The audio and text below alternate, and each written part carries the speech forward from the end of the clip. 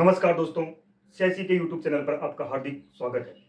दोस्तों, इससे पहले हमने इलेक्ट्रोफाइल और न्यूक्लियोफाइल के बारे में बात की।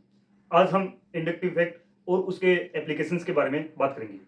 लेकिन दोस्तों, क्या होता है कि जब भी कोई रिएक्शन होती है, यानी रिएक्शन होती है, उसका कोई ना कोई ट्रांजिशन स्टेट या इंटरमीडिएट बनता है। बट प्रोडक्ट बनने से पहले ट्रांजिशन स्टेट या इंटरमीडिएट बनेगा और फिर उससे प्रोडक्ट बनेगा।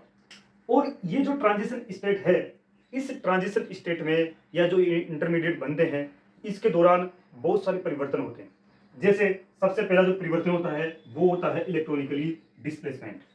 ये जो इलेक्ट्रॉनिकली डिस्प्लेसमेंट होता है, इसी को ही हम क्या कह देते हैं, जीओसी यानी जनरल ऑर्गेनिक केमिस्ट्री। फिर जो ये होने के बाद बात आती है बॉन्ड क्लीवेज की, यानी फिर क्या होता है, बॉन्ड का क्लीवेज होता है। फिर उसके बाद में टाइप ऑफ इंटरमीडिएट बनते हैं। यानी अब इंटरमीडिएट हम कौन कौन से पढ़ेंगे, जैसे कार्बोकेटायन हो जाएगा, जैसे रेडिकल हो जाएगा, है ना, और जैसे ये क्या बोलते हैं, कार्बोकेटायन हो जाए, कार्ब एनाइन हो जाएगा। इनके बारे में हम बात करेंगे। फिर हम बात करेंगे टाइप ऑफ मैकेनिज्म की। तो दोस्तों, ये सब कंप्लीट होने के बाद ही फिर प्रोडक्ट का निर्माण होता है। दोस्तों, जो इलेक्ट्रॉनिकली डिस्प्लेसमेंट होता है वो दो प्रकार से होता है। यानी एक तो होता है परमानेंट और एक होता है टेम्परेरी। जब भी रिएक्टेंट से कोई रिएजेंट अभिक्रिया करता है और अभिक्रिया के दौरान उनमें कुछ परिवर्तन होते हैं। अब जो परिवर्तन होते हैं, यानी इलेक्ट्रॉन का आदान प्रदान या इलेक्ट्रॉन में कुछ मूलभूत जो परिवर्तन होते हैं, वो दो प्रकार से होते हैं। एक तो होता है परमानेंट और एक होता है टेम्परेरी।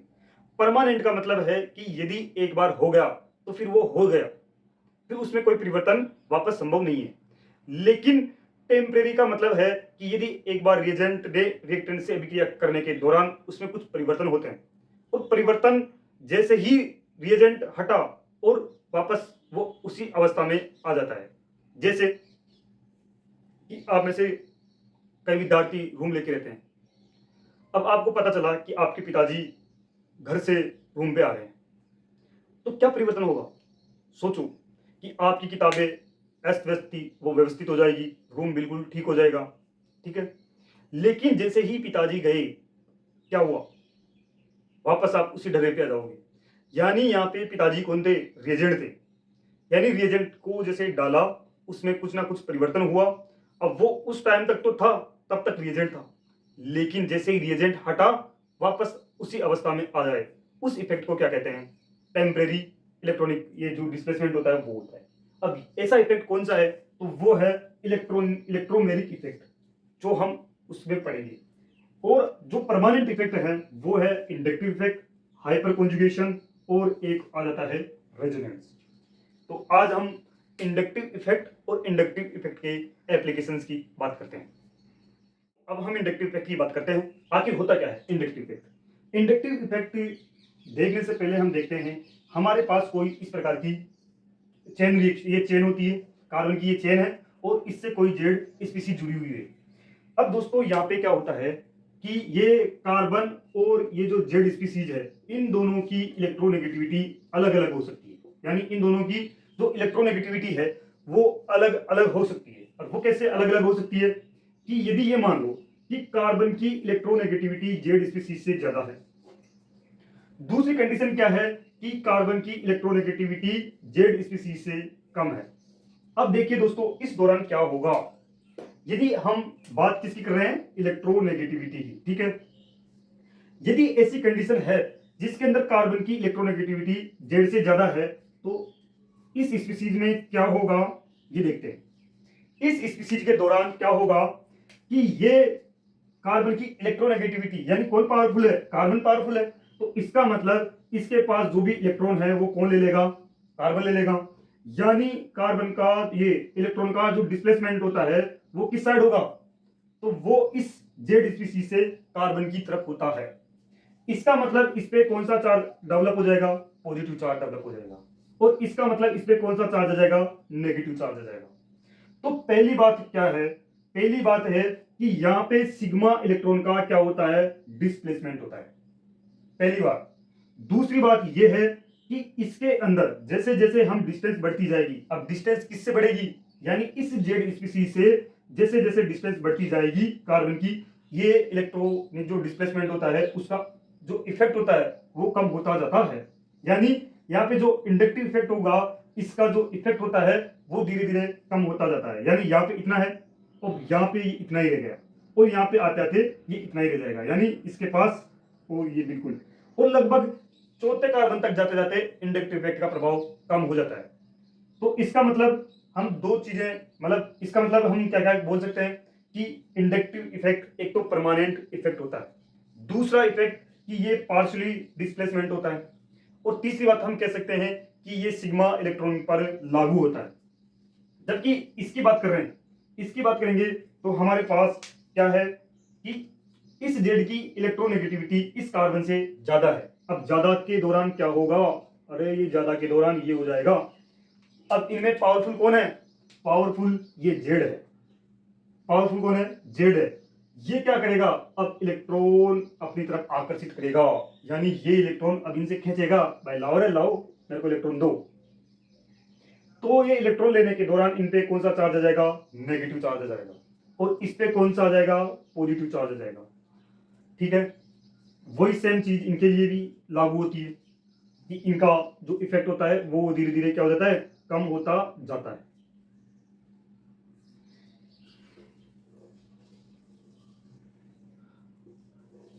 दोस्तों एक बात ये है कि ये इलेक्ट्रॉन दे रहा है, इसका मतलब क्या कर रहा है, इलेक्ट्रॉन रिलीज कर रहा है, और इलेक्ट्रॉन रिलीज कर रहा है इसका मतलब ये जेड जो स्पीसीज है उसको हम इलेक्ट्रॉन रिलीजिंग ग्रुप भी कह सकते हैं। और यहाँ पे जो ये जेड है इसको हम क्या कह सकते हैं, इलेक्ट्रॉन विड्रॉइंग ग्रुप।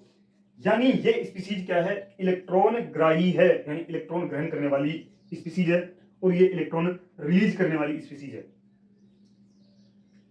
तो दोस्तों हम इसके लिए दो तीन बातें लिख सकते हैं, वो है कि सबसे पहले तो ये कैसा इफेक्ट है, परमानेंट, यानी जो इंडक्टिव इफेक्ट है ये एक तो परमानेंट इफेक्ट है। दूसरी हम बात करते हैं कि ये कहां पे लागू होता है, तो ये लागू होता है सिग्मा इलेक्ट्रॉनिक सिस्टम पर, यानी ये सिग्मा इलेक्ट्रॉन होगा वहीं पे लागू होता है। तीसरी बात हम लिख सकते हैं कि जो इंडक्टिव इफेक्ट है ये कैसा इफेक्ट होता है, तो ये पार्शियली डिस्प्लेसमेंट होता है, पार्शियली डिस्प्लेसमेंट होता है। और चौथी बात हम ये लिख सकते हैं कि ये जो इफेक्ट होता है डिस्टेंस बढ़ने के दौरान, यानी डिस्टेंस बढ़ने के दौरान इसकी जो इंटेंसिटी होती है वो क्या होती जाती है, कम होती जाती है। यानी डिस्टेंस का मतलब क्या है, इस जेड ग्रुप से इस कार्बन की दूरी इधर जाएंगे तो इसकी जो इंडक्टिव इफेक्ट होता है उसका प्रभाव धीरे धीरे क्या होता जाता है, कम होता जाता है, और लगभग तीसरे से चौथे कार्बन तक जाते जाते इसका प्रभाव क्या हो जाता है, नेग्लिजिबल हो जाता है, बिल्कुल नहीं होता है। अब दोस्तों हमने ये तो देख लिया कि ये वाला, इस वाले इफेक्ट को हम बोल रहे थे प्लस आई, और इस वाले को हम बोल रहे थे माइनस आई। माइनस आई और प्लस आई का एक छोटा सा ट्रिक है, वो क्या है कि यदि जेड स्पीसीज इलेक्ट्रॉन रिलीज करे और रिलीज करने के दौरान उस पर पॉजिटिव चार्ज आ जाता है, इसका मतलब प्लस आई। इलेक्ट्रॉन गेन करे, इलेक्ट्रॉन ले, इलेक्ट्रॉन ग्रहण करे, ग्रहण करने के दौरान क्या आएगा, नेगेटिव चार्ज आएगा, और नेगेटिव चार्ज को हम माइनस आई से डिनोट कर रहे हैं। जहां पे इलेक्ट्रॉन विड्रॉइंग ग्रुप की बात होगी वहां माइनस आई की बात होगी, जहां इलेक्ट्रॉन रिलीजिंग की बात होगी वहां प्लस आई की बात होगी। अब हम दोस्तों प्लस आई कौन कौन से ग्रुप देते हैं और माइनस आई कौन कौन से ग्रुप देते हैं, आओ हम उनकी लिस्ट बनाते हैं। तो दोस्तों हमारे पास ये प्लस आई और ये माइनस आई की लिस्ट है। ये वाले जो ग्रुप हैं वो प्लस आई इफेक्ट देते हैं, और ये वाले जो ग्रुप हैं वो माइनस आई इफेक्ट देते हैं। देखिए दोस्तों, जब भी ये हाइड्रोजन है, यहाँ पे हाइड्रोजन और यहाँ पे ये हाइड्रोजन, दोनों एक ही हैं। इस हाइड्रोजन से यदि इस हाइड्रोजन से इस साइड दूरी बढ़ती जाती है, इसका मतलब प्लस आई इफेक्ट का मान बढ़ता जाएगा, और जबकि इस हाइड्रोजन से इस साइड दूरी बढ़ती जाएगी, इसका मतलब माइनस आई का मान बढ़ता जाएगा।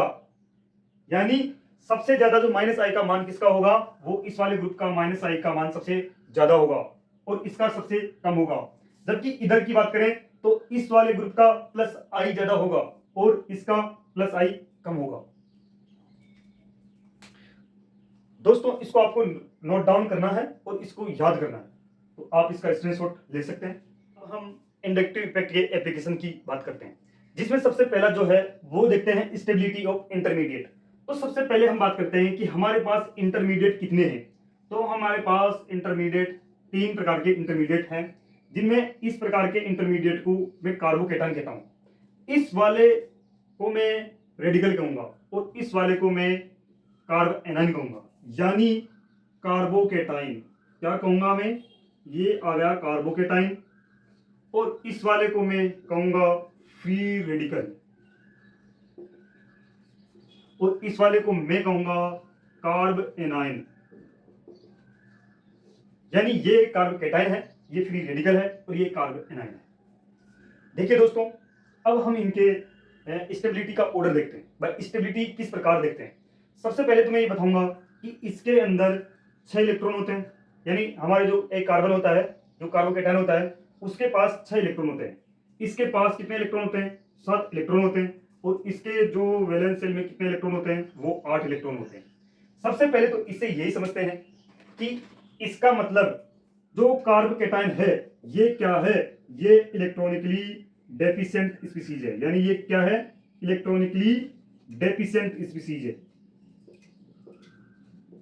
भाई ये भी क्या है? ये भी इलेक्ट्रॉनिकली क्या है? इलेक्ट्रॉनिकली ये भी डेफिशिएंट स्पीसीज है। और ये न्यूट्रल है, यानी जो फ्री रेडिकल होते हैं ये क्या होते हैं? न्यूट्रल। जबकि ये क्या है? ये कार्ब एनाइन और इसके पास ये इलेक्ट्रॉनिकली रिच स्पीसीज है। ये क्या है? इलेक्ट्रॉनिकली रिच स्पीसीज है। अब दोस्तों हम इनके बाय वन इलेक्ट्रॉनिकली स्टेबिलिटी की बात करते हैं। दोस्तों जब भी हम कार्बोकेटाइन की स्टेबिलिटी की बात करेंगे तो इसकी स्टेबिलिटी को देखने के लिए हमें प्लस आई इफेक्ट को देखना होगा। यानी इसके पास अगर प्लस आई इफेक्ट का मान जितना ज्यादा होगा उसकी स्टेबिलिटी भी उतनी ही ज्यादा होगी। सेम कंडीशन इसके लिए भी यही चीज है, यानी फ्री रेडिकल के लिए भी स्टेबिलिटी क्या होगी? प्लस आई के समानुपाती होती है। यानी प्लस आई का मान जितना ज्यादा होगा, प्लस आई का मान जितना ज्यादा होगा उसकी स्टेबिलिटी उतनी ज्यादा होगी। जबकि कार्ब एनाइन के लिए हम क्या स्टेबिलिटी की जो बात करते हैं वो बात करते हैं माइनस आई के आधार पर। किसके आधार पर बात करेंगे? माइनस आई की इंटेंसिटी के आधार पर हम बात करते हैं।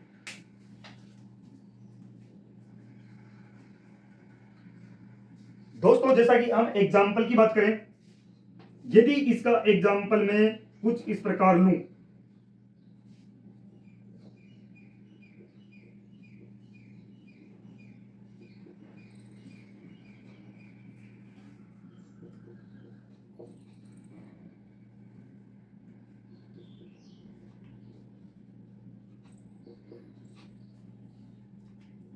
तो दोस्तों सबसे पहले तो मुझे स्पीसीज देखनी है कि ये कौन सी है। इसका मतलब इसके पास प्लस चार्ज है, इसका मतलब ये क्या है? कार्बोकेटाइन है। अब मुझे कार्बोकेटाइन की स्टेबिलिटी फाउंड करनी है, पता करनी है। तो मैं इधर से इधर जाऊंगा तो मेरे पास क्या बढ़ रहा है? ये एल्काइल ग्रुप बढ़ रहा है, यानी इसके पास 2 एल्काइल ग्रुप है और इसके पास 3 एल्काइल ग्रुप हैं। भाई यहाँ पे 3 एल्काइल ग्रुप हैं। इसका मतलब एल्काइल ग्रुप का नंबर ऑफ एल्काइल ग्रुप क्या हो रहे हैं? बढ़ रहे हैं। यानी नंबर ऑफ ये जो मिथाइल ग्रुप हैं वो क्या हो रहे हैं? बढ़ रहे हैं। जब नंबर ऑफ मिथाइल ग्रुप बढ़ रहे हैं इसका मतलब प्लस आई इफेक्ट का मान बढ़ रहा है। तो इसका मतलब स्टेबिलिटी भी क्या होगी? प्लस आई इफेक्ट के समानुपाती होती है। तो इसका मतलब स्टेबिलिटी भी बढ़ेगी। इसका मतलब इस कार्बोकेटाइन से ये कार्बोकेटाइन मोर स्टेबल होगा और इस कार्बोकेटाइन से ये मोर स्टेबल होगा।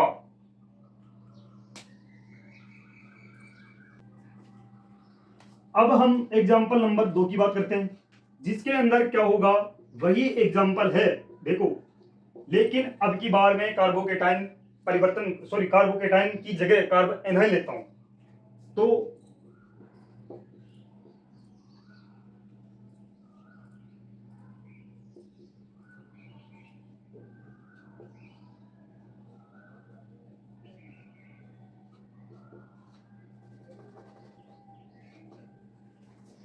दोस्तों अब इस वाले एग्जांपल में मैंने कार्ब एनाइन लिया है और कार्ब एनाइन लिया है। अब हमें स्टेबिलिटी किसके आधार पर देखनी है? तो अब हमें स्टेबिलिटी कार्ब एनायन के आधार पर देखनी है। और वो क्या देखनी है, देखेंगे कि जब इधर से इधर जा रहे हैं, यानी इस साइड से हम इस साइड चलेंगे, तो यहाँ पे क्या होगा, मिथाइल ग्रुप बढ़ रहा है, यानी नंबर ऑफ मिथाइल ग्रुप बढ़ रहे हैं। यानी मैं लिख सकता हूं कि भाई नंबर ऑफ मिथाइल ग्रुप जो होते हैं वो इंक्रीज होते हैं। जब number of methyl group increase हो रहे हैं, इसका मतलब प्लस आई का मान बढ़ेगा। इसका मतलब इधर से इधर जाने पर माइनस आई का मान क्या हो रहा है, कम हो रहा है। जब माइनस आई का मान ही कम हो रहा है, तो कार्ब एनायन की जो स्टेबिलिटी होती है, स्टेबिलिटी ऑफ कार्ब एनायन, यानी कार्ब एनायन की स्टेबिलिटी क्या हो जाएगी, कम हो जाएगी। यानी इस कंडीशन में सबसे ज्यादा जो स्टेबिलिटी होगी वो इस वाले की होगी, यानी इस 1 डिग्री की होगी, ये 2 डिग्री और ये 3 डिग्री, तो इसकी स्टेबिलिटी ज्यादा होगी कंपैरिजन देन 3 डिग्री से। दोस्तों अब हम इंडक्टिव इफेक्ट के दूसरे एप्लीकेशन पर बात करते हैं, और वो है acidic nature of hydrogen atom. यानी हम हाइड्रोजन एटम की एसिडिक नेचर फाउंड आउट करते हैं। इसमें देखेंगे कि हमारे पास कोई इस प्रकार की स्पीसीज है, और इस स्पीसीज को हमने क्या कहा, ये स्पीसीज हमारे पास क्या है, कॉन्जुगेटेड एसिड है। जैसे ही इस स्पीसीज से हाइड्रोजन एटम का क्या हो जाए, रिमूव हो जाए, यानी हाइड्रोजन एटम क्या हो गया, रिमूव हो गया। इसके दौरान यहाँ पे क्या बना, तो इसके दौरान ये बन जाता है, यानी ये स्पीसीज बन जाएगी और ये हाइड्रोजन एटम इधर निकल जाएगा। ठीक है, अब ये स्पीसीज जो है, इस स्पीसीज को मैंने क्या कहा, कॉन्जुगेटेड बेस कहा। अब दोस्तों जब भी हम बात करते हैं कि कॉन्जुगेटेड एसिड की जो एसिडिक नेचर, अब हमें एसिडिक नेचर इसकी देखनी है, भाई एसिडिक नेचर देखनी है, और इसकी हम क्या देखते हैं, स्टेबिलिटी देखते हैं। दोस्तों हमेशा याद रखना, कॉन्जुगेटेड एसिड और कॉन्जुगेटेड बेस ये आपस में एक दूसरे के जो स्टेबिलिटी, ये जो स्टेबिलिटी और इनका एसिड नेचर जो होता है वो समानुपाती होता है। यानी इसका मतलब यदि कोई एसिडिक नेचर है, एसिडिक जो ये स्पीसीज है, ये अगर एसिडिक नेचर शो करती है, तो उसका जो कॉन्जुगेटेड बेस होगा उसकी स्टेबिलिटी के समानुपाती होगा। यानी इसकी स्टेबिलिटी बढ़ेगी तो इधर वाले की एसिडिक नेचर भी बढ़ेगी। लेकिन कंडीशन क्या है कि उसका कोरेस्पोंडिंग क्या होना चाहिए, कॉन्जुगेटेड बेस होना चाहिए। यानी इस कॉन्जुगेटेड एसिड का कोरेस्पोंडिंग कॉन्जुगेटेड बेस होना जरूरी है, तभी तो हम उसकी स्टेबिलिटी वगैरह वो देखेंगे। तो दोस्तों स्टेबिलिटी देखते हैं, इस कॉन्जुगेटेड बेस की जो स्टेबिलिटी होती है वो किसके समानुपाती होती है, इसकी जो स्टेबिलिटी होती है वो माइनस आई के समानुपाती होती है। यानी इसका मतलब हम कह सकते हैं कि जिसका माइनस आई का मान जितना ज्यादा होगा उसकी स्टेबिलिटी उतनी ज्यादा होगी, और उसकी स्टेबिलिटी जितनी ज्यादा होगी उसकी एसिडिक नेचर भी उतनी ही ज्यादा होगी। आई बात समझ में। और अब हम बात करते हैं कि जो एसिडिक नेचर होती है वो व्युत्क्रमानुपाती होती है पीएच के, समानुपाती होती है हाइड्रोजन आयंस के। इसका के ए का मान भी क्या होता है, के ए के मान के भी समानुपाती होती है, लेकिन पीके के मान के क्या होती है, व्युत्क्रमानुपाती होती है। ये हमेशा याद रखना। ठीक है दोस्तों, सेम जो कंडीशन है ये कि यही कंडीशन अगर हाइड्रोजन एटम की जगह मैं क्या कह दूं, कोई कंपाउंड बोल दूं, कोई क्या बोल दूं, अरे कोई कंपाउंड बोल दूं, तब भी मेरे पास सेम सिचुएशन रहेगी। यानी इसका मतलब अब क्या हो गया, एसिडिक नेचर, ये तीसरा हमारा एग्जांपल भी कंप्लीट, ये हमारा जो तीसरा एप्लीकेशन था वो भी कंप्लीट हो जाता है। यानी हमेशा एसिडिक नेचर, देखो दोस्तों क्या होता है कि इसकी जगह अब मैं क्या कह दूं, ये कोई मेरा कोई कंपाउंड है, और उस कंपाउंड का क्या बनता है, उस कंपाउंड का क्या बन जाता है, कॉन्जुगेटेड कोरेस्पोंडिंग कॉन्जुगेटेड एसिड बन जाता है।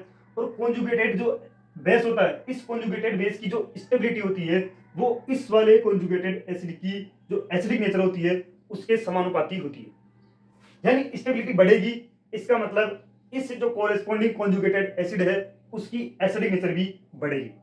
और जब एसिडिक नेचर बढ़ेगी तो एसिडिक जो नेचर समानुपाती हाइड्रोजन आयन, यानी हाइड्रोजन आयन की जो ये टेंडेंसी है वो भी बढ़ेगी।